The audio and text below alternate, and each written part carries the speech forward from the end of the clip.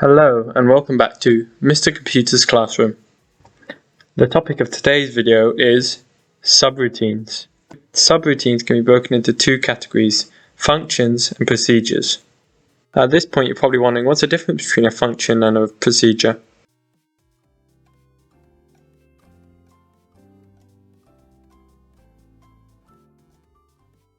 The difference is a procedure does not return a value while a function does. In Python, the way you can define a subroutine is by writing at the top, define subroutine.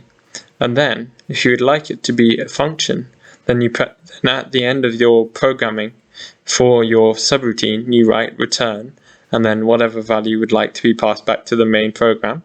While with the procedure, you do not type return and leave it, and it will not return a value. Other than this, functions and procedures are essentially the same. They both can be passed parameters from the main program, as many or as few as you would like, and perform tasks that are written within them. You may now be wondering, what's the point of writing a subroutine at all? Why not write it in the main program? Well, here are some of the advantages.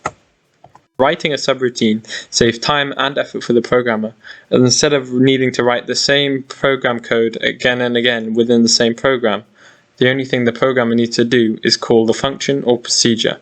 The code is also applicable for different programs, so if the programmer needs a part of another program he's working on to do the same thing as the procedure that he's already written, then he can use this procedure by copying the definition, and then it will work in the other program just as well as it did in the first program. When working on large programs, different programmers can be given different subroutines to code, and as long as these are added together correctly, the program will work and save significant time for the developer. Writing code as subroutines also reduces the amount of testing, as testing of subroutines can be done separately to that of the main program to ensure they work as you intend them to. One more thing to note about subroutines is that you can pass values to subroutines in lots of programming languages, both by val and by ref.